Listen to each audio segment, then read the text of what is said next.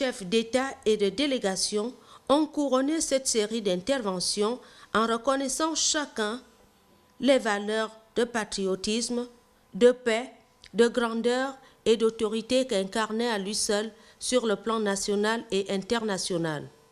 Au milieu de cette foule immense et éplorée, on pouvait entendre en langue amharique et anglaise des phrases si profondes telles que « Mélès est l'architecte de la Renaissance éthiopienne » ou « Mélès, leader africain pour la promotion de la démocratie, de la paix et du développement ».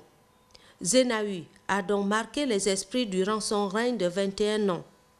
Avant cette deuxième partie des funérailles du chef de l'exécutif éthiopien, le Premier ministre Raymond Donsima, accompagné du ministre des Affaires étrangères Emmanuel Issoze Ngonde et de l'ambassadeur du Gabon en Éthiopie, André William Anguilé, est allé signer le livre des condoléances et s'incliner ensuite devant la dépouille de l'illustre disparu.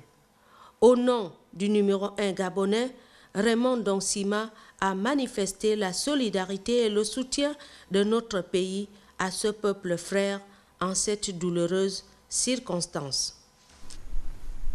Nous précisons qu'en Éthiopie, le Premier ministre a rang et prérogatives de chef d'État avec des pouvoirs très élargis.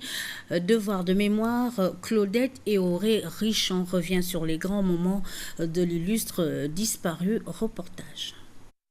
L'homme à qui autant de dirigeants africains ont rendu le dernier hommage ce 2 septembre 2012 dans la capitale éthiopienne était un poids lourd parmi ses pairs. Né le 8 mai 1955 à Adoua, Mélès Zenawi dirigeait un pays de plus de 85 millions d'habitants d'une poigne de fer depuis qu'il avait pris le pouvoir en 1991 à la tête d'une guérilla qui venait de faire tomber le régime du dictateur Mengistu Haïlé Mariam. Il incarnait à lui seul le pouvoir de son pays dont il avait fait au fil des ans un allié clé des États-Unis dans la lutte contre l'extrémisme dans la Corne de l'Afrique. Mélès a su imposer son autorité à ses voisins et il était un pôle de stabilité entre le Soudan, l'Érythrée et la Somalie. Membre de la coalition du Front démocratique révolutionnaire du peuple éthiopien, Zenawi est désigné Premier ministre en 1995. Il est devenu le chef de l'exécutif, président du Conseil des ministres dont il dirige les activités et commandant en chef des forces armées nationales, selon la Constitution. Sur le plan diplomatique, Mélès entretenait des bonnes relations avec la majorité des pays occidentaux et d'Afrique où l'Éthiopie a participé à diverses opérations de maintien de paix. Sur le plan économique, celui qui est décédé dans la nuit du 20 au 21 août 2012 à Bruxelles en Belgique, à l'âge de 57 ans, avait mené une série de réformes. Et aujourd'hui, l'Éthiopie peut s'enorgueillir de flirter avec une croissance économique à 2 chiffres. Mélès a aussi joué à la fin de la dernière décennie le rôle de négociateur en chef du continent sur le changement climatique. Des points communs qu'il partageait sans doute avec le chef de l'État gabonais Ali Bongo Ondimba, qui en fait également ses priorités. Le Premier ministre Mélès Zenawi avait encore beaucoup à donner à tout le continent africain. Il laisse une veuve, 3 enfants et un peuple meurtri. Son intérim sera assuré par le vice-premier ministre, même si la constitution éthiopienne ne donne aucune précision sur la durée de cette transition. Merci Claudette pour toutes ces précisions sur le plan local, ce communiqué qui émane de la présidence de la République afin de clore le processus de mise en place de la nouvelle mandature du Conseil économique et social. Un décret numéro 328/PR du 31 août 2012 a fixé la composition du Conseil économique et social.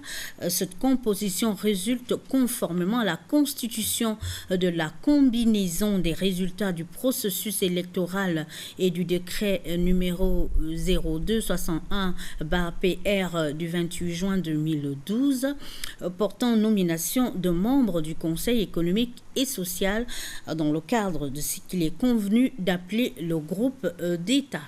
Il convient par ailleurs de rappeler qu'un décret numéro 0262/PR du 28 juin 2012 a porté nomination du président du Conseil économique et social. Enfin, le décret numéro 329/PR du 31 août 2012 fixe la composition du bureau du Conseil économique et social ainsi qu'il suit. Président Paul Biyogemba, premier vice-président Raphaël Sadibi Bouka, deuxième vice-président Jeannette Otia Siama, premier questeur Étienne Moussavou, deuxième questeur Gaston Mindungani, premier secrétaire Célestine Dongema, deuxième secrétaire Claude Bernard Touguet, troisième secrétaire Dieudonné Mavungo. Toujours du Conseil économique et social, ce communiqué de presse, le président du Conseil économique et social, M. Paul Biyogemba, informe les conseillers économiques et sociaux que la cérémonie solennelle d'ouverture de la session ordinaire du Conseil économique et social aura lieu le mardi 4 septembre 2012 à 10h au siège de l'institution selon le programme ci-après, 8h45, arrivée des conseillers économiques et sociaux, 9h, arrivée des invités, 9h15, arrivée des membres du corps diplomatique, 9h30, arrivée des membres du gouvernement, 9h45, arrivée des présidents des institutions constitutionnelles, 9h55, arrivée de son Excellence, Monsieur le Premier ministre, chef du gouvernement, 10h, début de la cérémonie. Nous y reviendrons. Par ailleurs, le Premier ministre, un ministre du gouvernement Ndong Sima en charge de l'éducation nationale, Séraphin Mundunga, à quelques semaines de la rentrée des classes, a procédé à la visite des chantiers en cours. Les délais seront-ils respectés avec le démarrage effectif des cours?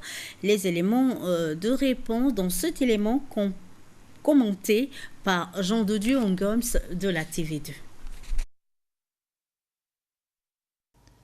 Pour le ministre de l'Éducation nationale, Séraphin Mundunga, ces échanges ont pour but, entre autres, de mieux cerner les difficultés auxquelles les enseignants et encadreurs font face sur le plan pédagogique, administratif et financier. Depuis que le chef de l'État avait convoqué l'organisation des États généraux, arrêté une certaine programmation d'action à mener, les conclusions des États généraux ont donné lieu à l'adoption par les chambres du Parlement après délibération du gouvernement de la loi d'orientation. Et cette loi d'orientation a été promulguée par le chef de l'État le 14 février dernier. Et nous sommes en train de prendre un ensemble de textes d'application pour que ces différents engagements, qui sont aujourd'hui des engagements parce qu'aux États généraux ce n'était que des recommandations, désormais ce sont des obligations parce que c'est soutenu par une loi. Et il faudrait que l'ensemble des principes qui sont dégagés par la loi fassent l'objet des textes d'application. Concernant la suppression du concours d'entrée en 6e, le patron de l'Éducation nationale précise. Le concours d'entrée en 6e n'existe plus dans le système éducatif dans le monde. Nous sommes de la économiste pour passer le CE en 6e, il faut savoir le certificat. Les certificats étaient une nouvelle formule où les épreuves vont remanier en tenant compte du fait que les certaines épreuves d'entrée en 6e qui n'existent pas. Ces séminaires de formation multidimensionnelle et d'échange consacrés au renforcement des capacités des personnels de l'éducation visent entre autres le développement du capital humain fondé sur le développement d'une école plus performante, sur l'accompagnement et la supervision des équipes pédagogiques. La 3e édition du séminaire de formation multidimensionnelle et d'échange clôt ses travaux le 6 septembre prochain. Justement, le ministre de l'Éducation nationale a échangé avec certains enseignants qui prennent part aux travaux du séminaire multidimensionnel et d'échange. Et nous retrouvons encore une fois notre confrère de la TV2.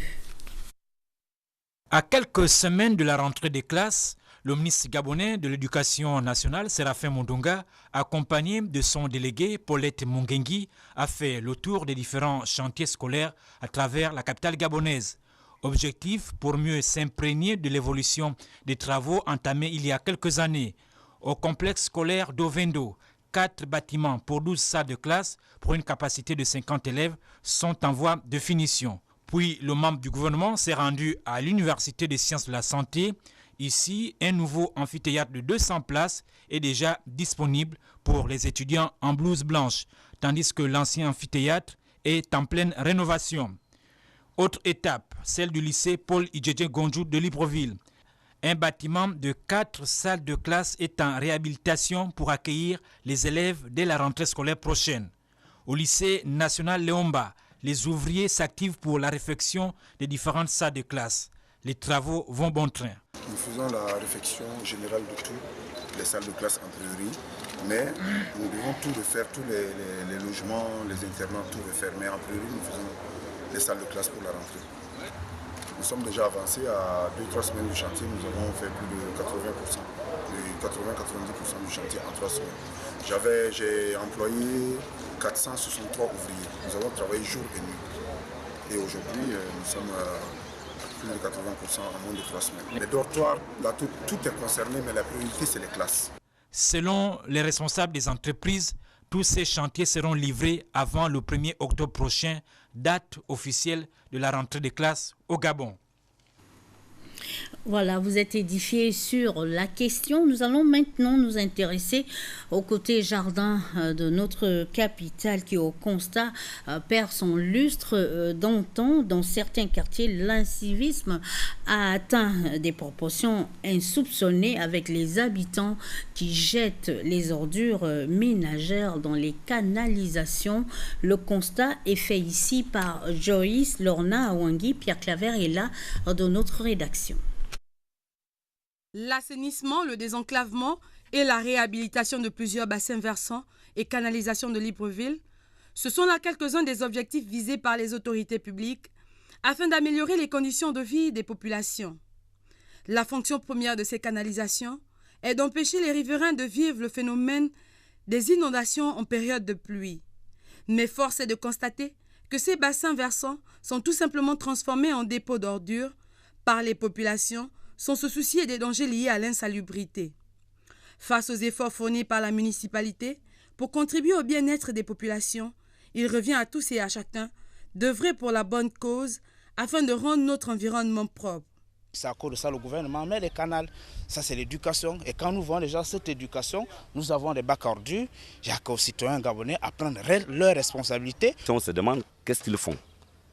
Parce qu'en retour, eux aussi, ils n'arrivent pas à comprendre qu'on ne peut pas jeter des ordures dans le canal. C'est pas normal. N'est-il pas dit en éducation civique que la propriété est la base de toutes les conditions hygiéniques? N'attendons donc pas la journée citoyenne pour agir. Ce communiqué de la CNAB, le président de la commission électorale nationale autonome et permanente, informe les personnes désignées pour composer l'assemblée plénière de la dite commission pour l'organisation de l'élection partielle du député du 2e siège du département du Komo-Monda et de celle des membres du conseil municipal d'Omboué, qu'une réunion de cette instance se tiendra le mercredi 5 septembre 2012 à 10h30 à la villa numéro 38 de la Cité de la démocratie. Compte tenu de l'importance de l'ordre du jour qui sera communiqué séance tenante, la présence de tous est vivement souhaitée. Dans le reste de l'actualité, la mairesse de la commune d'Oyem, Rose Alogo Mengara, a animé récemment une conférence de presse. 3 sujets majeurs ont été abordés au cours de cet entretien avec nos confrères, le compte rendu d'Assam Tchassombo de la TV2.